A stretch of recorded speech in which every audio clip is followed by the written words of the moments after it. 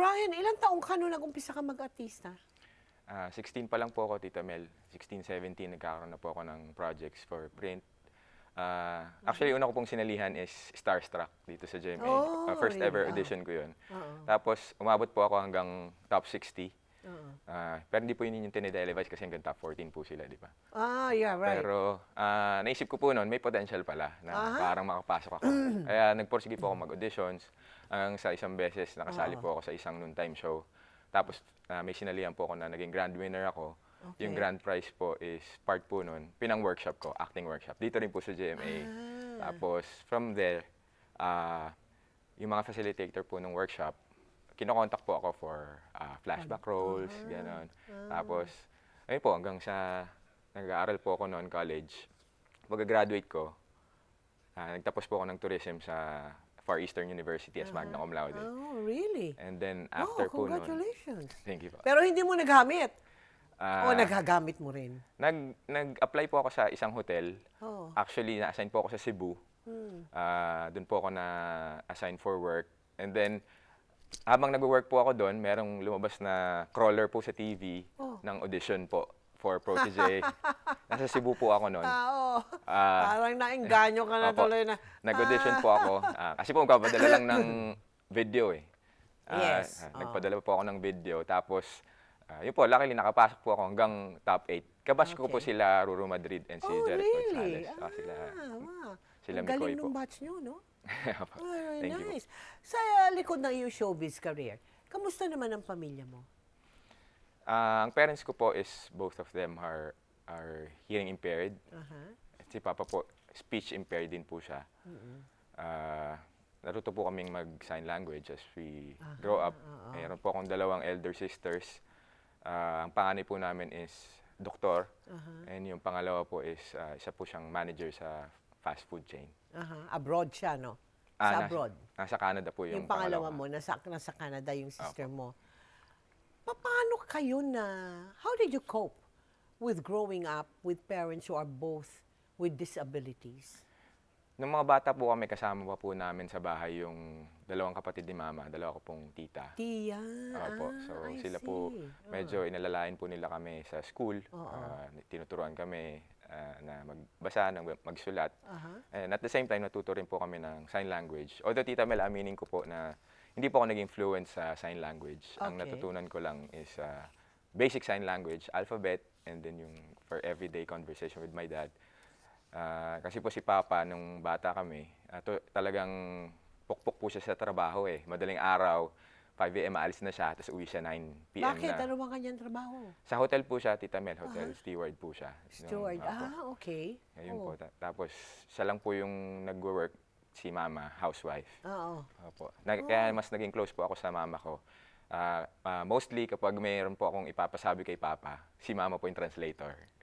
Siya po yung nagsa-sign language kay Papa ng mga gusto kong sabihin. Opo. So ganun, hindi mo natutunan, ano? Hindi mo natutunan Hindi naman po sa hindi natutunan, Tita Mel. Yung parang yung conversation na malalim, hindi ko po magagawa. Yung parang, kunyari, meron lang akong tatanungin kung magpapaalam, hihingin, parang ganun lang po yung conversation namin ng dad ko. Pero pag yung parang mas malalim na may gusto akong sabihin, papasabi ko kay Mama. Kasi po si Mama, marunong po magbasa ng labi. Nagli-lip read po siya. Yes. Pwede rin yun, ano ha? So how did you, when you were growing up, Brian, paano mo pinapakita na mahal mo ang parents mo? When you were growing up? Honestly, Tita Mel, nung early, mga bata pa po, high school, medyo loko-loko pa po ako noon eh. Ay, loko-loko ka pa. Mas Mariosep. Hindi po. Nung nagkaroon na po ako ng isip, yung mga na-experience ko po, doon mo na maiisip yung sakripisyo ng parents mo. Yung graduate po ako ng high school, doon ko na po naisip yung talagang gusto kong ibalik sa parents ko yung ginawa nila for me. Kasi nung high school, Tita Mel, nagpalipat-lipat po ako ng school. Okay. Parang doon ko po na-experience yung parang na barkada, experience ko yung malayo sa magulang. Nagtira po ako sa probinsya, Tita Mel.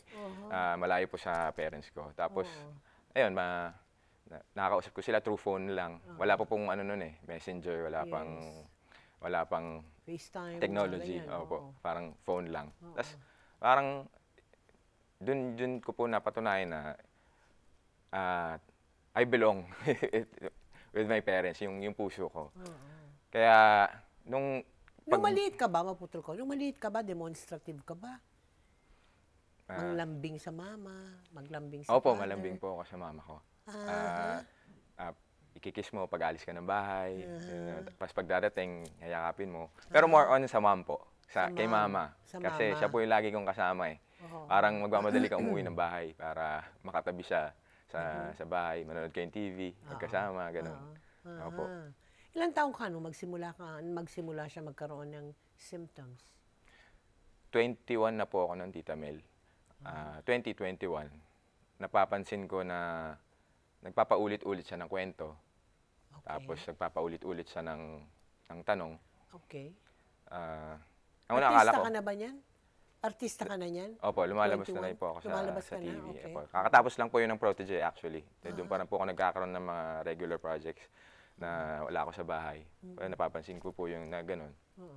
Tapos yung progression, talagang mapapansin mo kasi yung mga ginagawa niya nag-iiba na eh. Yung ulam, iba na po yung lasa minsan, kulang na yung asin, kulang sa rekado, ganun. Tapos yung nilalaban niya po, Tita Mel, kasi siya po yung naglalaban ng clothes. Oo. Mapapansin ko, yung hamper, wala pong laman, tapos puno po yung labahan, pero walang nasasampay. Tapos, nung napansin ko po yun, inobserbahan ko. Parang, nung nakita ko, hindi po niya natatapos kasi naglalaba siya, tapos lunchtime magluluto siya. Siguro, pagbalik niya, akala niya mag-start pa lang siya ng banlaw. Okay. So, yung cycle na po yun, parang nagpapaikot-ikot. Pag nagluto siya, babalik siya, maglalaba ulit siya. So, ang ending, hindi niya po nasasampay. Kusot lang po siya ng kusot. Oo. So, ang ginawa ko nga pong solusyon nun, bumili ako ng fully automatic na washing machine. Washing machine. Opo, para hindi na siya maglaba. Tapos, one time, namalengke po siya. Paglabas na ng pinamili niya, meron 2 plastic doon ng tilapia.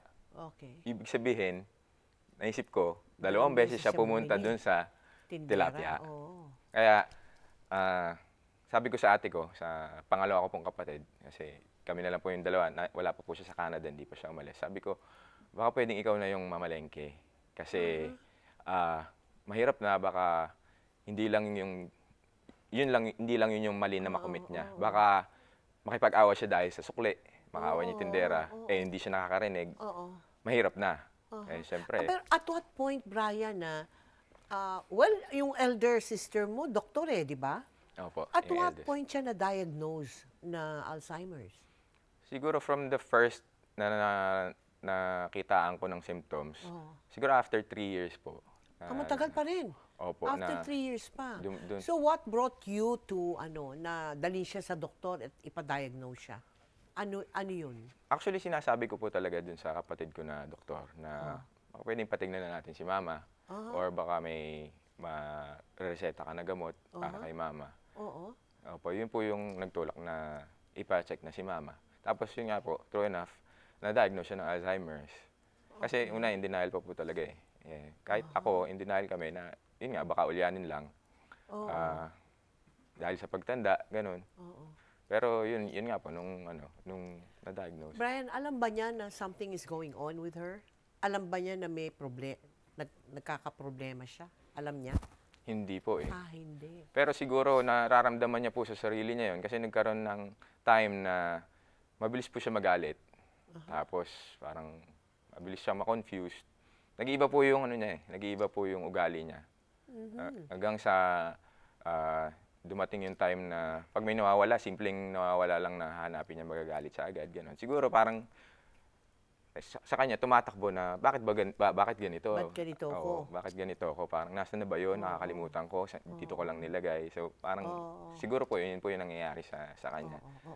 On the other hand, paano tinake ng daddy mo, ng father mo, itong nangyayari sa mama mo? Alam din niya, no? Alam din niya that something is going on.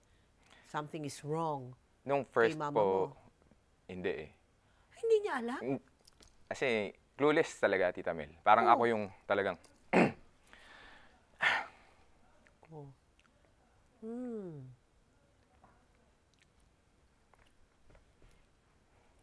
sorry po. It's all right. It's all right. Take your time. It's all right.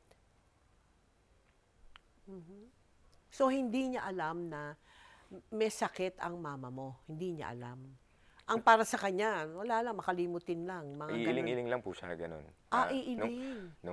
Yung mga time na napapansin niya na may mali sa ginagawa, iiling lang siya, ganun. Okay. Hindi Parang- niyo napapag-usapan ng mag-ama? Tinatry ko po i-explain sa kanya. Nagpanood po ako ng movie na may Alzheimer's yung ano. Pero iba po kasi talaga yung comprehension ng pag hearing and speech impaired. Mahirap po talaga magpaintindi na parang imalaliman na intindi na gano'n na po si mama. Oo. Parang mahirap yung paunawa. Ang ginawa ko na lang po is kung ano yung dapat kong gawin for them to follow. Kung ano, paano tratuin si mama ng maayos pag nagkakamali. Kung merong... Bakit inaabot na rin ba siya ng init ng ulo niya? Hindi niya maintindihan ano nangyayari sa asawa niya? Hindi naman po. Inaabot ba Parang niya yung ganun? iiling siya, tapos tatalikuran na lang, ganun. Tapos parang... At nasasaktan ka naman pagka ganun? Siyempre po. Siyempre. Kasi walang mag-aasikaso eh. Parang imbes na Oo. asikasuhin. Parang to understand. Oo. Yung malasakit. Tumatalikod na lang, umaalis. Opo. Kaya, Oo. So, parang nagiging dalawa tuloy ang ano mo, ang inaasikaso mo, no? Kahit, di ba? Dalawa tuloy. Pareho na sila tuloy na... actually, 3 po sila, Tita Mel. Yung pamangkin ko pa. Yung anak nung... pamangkin ka pa? Yung anak po nung nasa Canada, na kapatid ko. Nasa iyo din yung pamangkin mo? Opo, 3 po sila.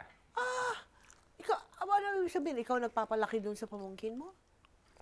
Parang gano'n na po. Ako po gumagawa lahat ngayon sa bahay. Tita Mel, wala po kaming helper. Ako po namamalengke. Naglalaba. Galinis. Baka may spare time ka pa. Ito po, nandito na po para sa inyo. Biro lang, biro lang. Kailan mo naman napansin na lumalala na yung condition ng mother mo? Hindi na yung mahirap na galing lang sa'yo. Sa kaalaman mo, payak na kaalaman mo na ganun. Kasi kinakaya mo di ba? Kinakaya mo. Was there ever a point na pumasok sa isip mo na, teka muna, hindi na ordinaryo to, hindi ko na kaya to, yung ganyan? Inaabot ka ba ng ganun? Nung pandemic po, Tita Mel, doon na talaga siya nag-blackout. Nag-blackout, mama mo? Opo, as in wala talaga siyang reaction na kahit ano. Para siyang lang po naglalakad lang na wala po siyang reaction sa mukha, Walang wala emotion, siyang sinasabi. Oh. Kakaiba po talaga yung araw na yun, Tita Mel, kasi hindi ako gigising ng umaga na hindi mo maririnig yung boses niya eh. Okay. Nung pagising ko po ng araw na yun, hindi nagsasalita si mama. Okay. Tapos, ang ginawa ko, pinaliguan ko yung aso namin. Usually, pag pinapaliguan ko pa yung aso namin, nagre-react si mama. Hindi nagre-react si mama. Tapos, habang pinapaliguan ko po yung aso namin, narinig ko yung pag-set niya ng table. Iba. Kasi, alas araw po kami magkasama, narinig ko. Iba yung pag-set niya ng table. Tapos, pagkatapos ko papaliguan yung aso, nakita ko po na nakaset yung table. Kumain na si mama. Okay. Hindi siya ganun. Tatawagin niya kami. Sabi ko, parang iba to. Parang, yun nga po, parang lumipas yung araw na yun. Akala ko parang may something lang na pwede kong gawa na bilang ko siya ng adult milk, painom sa kanya, tapos parang maging okay na siya. Baka may masama lang siya nararamdaman. Bumili ako ng gatas. Pagdating ko pagka-bili ko ng gatas, nagsusuklay po siya, baliktad yung suklay. Hindi pa rin siya nagsasalita. Straight face pa rin po. Wala pa rin reaction. Sabi ko, iba na to. Tapos hanggang sa nakatulog siya sa sala. Tapos natulog na rin po ako. Pero hindi po ako mapakali. Hindi ako makatulog nung gabi na yun. Nagising po ako ng maaga. And the next day, ganun pa rin siya. Parang iba na talaga. And then, yung time na nagpunta siya sa comfort room para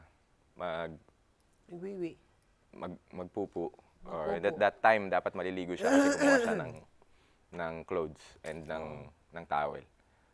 Ang tagal niya sa CR. Eh, may window po yung CR. Sinilip ko.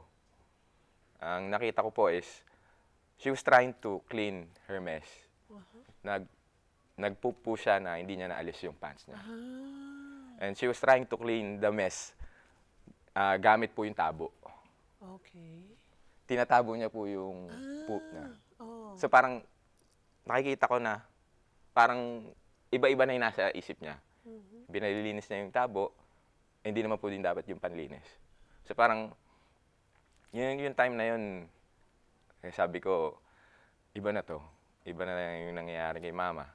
Tapos lumipas pa po yung araw na siguro mga 5 days siyang ganun, na walang reaction. Tapos, dumating din po yung point na nagwiwi siya ng biglaan lang, yung as in nakatayo lang. Nagwiwi po siya ng ganun. And yun lahat po yun ng nangyari na yun. Ako lang po yung Naka-witness. Ikaw lang ba naka-witness? Ako lang po yung naka-witness. Ako lang po yung naka-experience nun sa aming tatlong magkakapatid. And yung papa ko, tsaka yung pamangkin ko, clueless sila kung bakit nangyayari yan kay mama na gano'n. So, kung nag-iisa ka sa bahay at may kapansanan yung tatay mo, paano mo nagpapagsabay-sabayan? Pag-artista mo, pagtutok sa iyong mama, may pamangking ka pang pinalalaki. Paano yun? Ang ginawa ko po, adjustment, Tita Mel, nag-set up ako ng CCTV sa bahay para pag alis po ako ng bahay, nakikita ko sila, monitor ko sila, mama at si papa. Tsaka, binibilinan ko rin po yung pamangkin ko na umuwi kaagad from school. And tinuro ko po sa kanya kung paano paliguan si mama. And bago po ako umalis ng bahay, sinisigurado ko po na makakapagluto ko po ng food para sa kanila. Para i-reheat na lang po. Hindi man po ako makauwi for dinner or malate po ako ng uwi na kailangan nilang kumain. Ganun po. Ikaw rin nagluluto? Opo.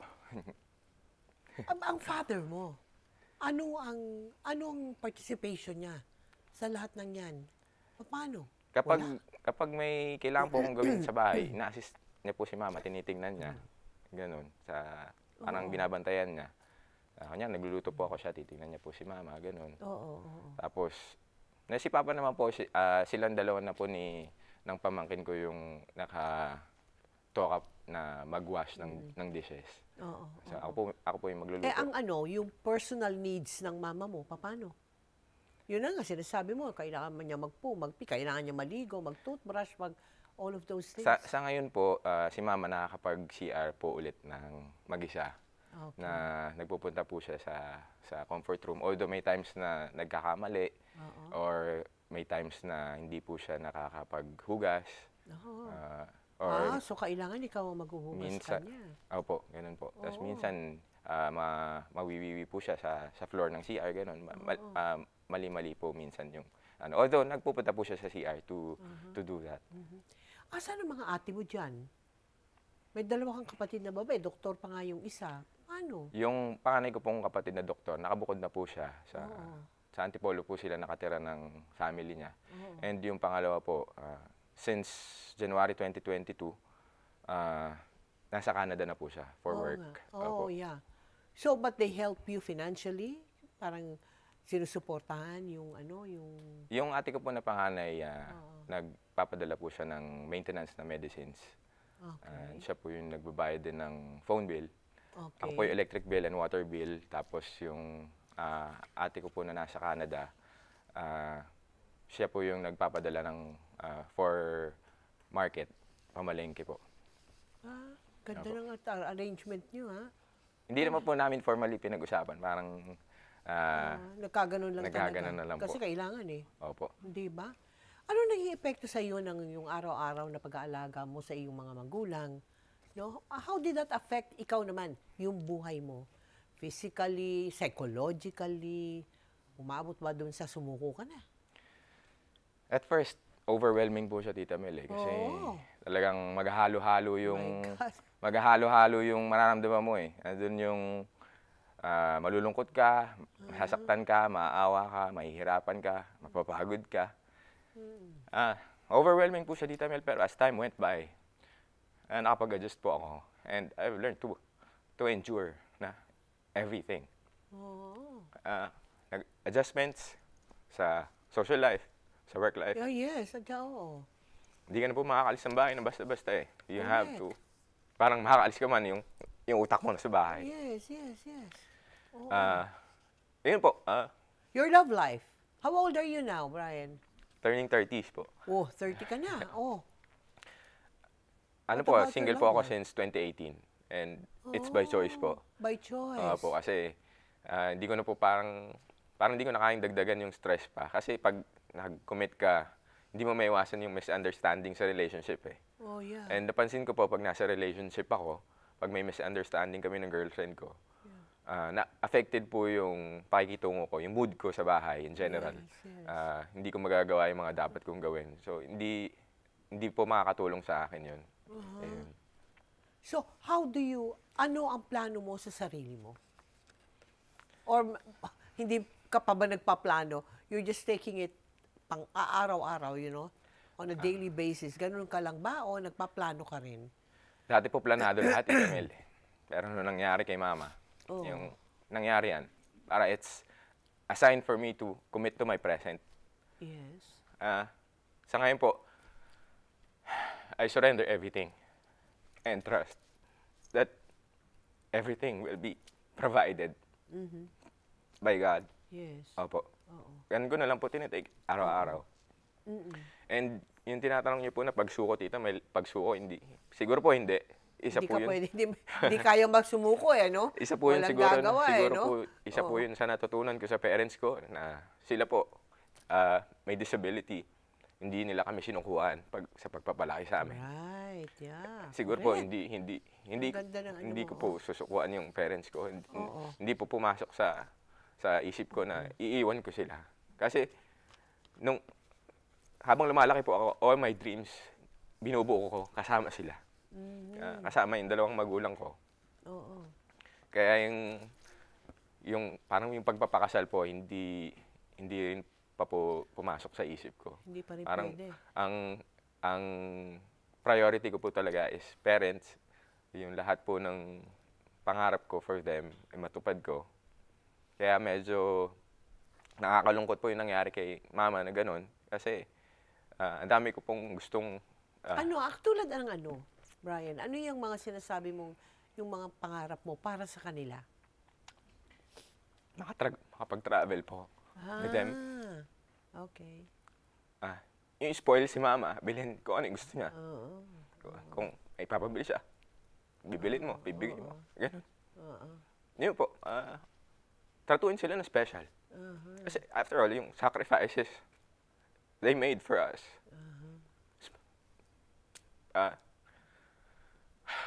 Hindi. dapat lang pong ibalik Oo. sa kanila. Na yun po yung Kamusta ang lagay ng mama mo ngayon? naniniwala po ako, Tita Mel, na nasa masaya siyang estado. Kasi nakakita ko po siya minsan nag-hum, kumakanta ng mga songs. Ay po, naniniwala ako na masaya siya. And siguro, ang dapat lang talaga na ibigay sa kanya, pagmamahal, Tita Mel, pangunawa, and Yes. everything na deserve niya. Pero nagkakaintindihan pa ba kayo o hindi na? Meron pa bang communication between the two of you? Meron pa ba? Or Wala na. has it been just Wala to na. serve her? Wala na. Wala na po, Tita Mel. Kilala ka pa niya bilang anak niya? Hindi na po. Wala na po siya nakikilala. Wala na Hindi po ka na siyang niya. naiintindihan. Wala na po. Meron po siyang sasabihin, wala ka na rin maiintindihan. Parang, siguro po mako-compare ko sa baby talk. Baby talk. Parang ganun na po yung language na eh. Ang ginagawa ko na lang po ngayon, patatawanin ko siya, mag-make face, gano'n, sasayaw. Oh. Yung alam niyo po kung paano magpatawa ng bata. Ganon na po siya eh. Parang makita lang po siya na masaya, tumatawa, nakangiti. Okay na po yun sa akin na nakakawala na po yun ng pagod. But her health is okay. Opo, generally healthy siya. Generally yung pangangatawan niya po, malusog po siya. And yung brain lang niya po talaga, brain function niya lang po talaga yung hindi okay. If she could understand you now, what would you want to tell her? Kung nakakaintindi pa siya, pagpalagay na natin. Is there anything na hindi mo pa nasabi sa kanya? Nakalimutan mo eh. Inabot na nung ganitong sitwasyon na ikaw na rin nagsabi, nahirapan na siya makaintindi. Meron ba? What would you wanted to tell her?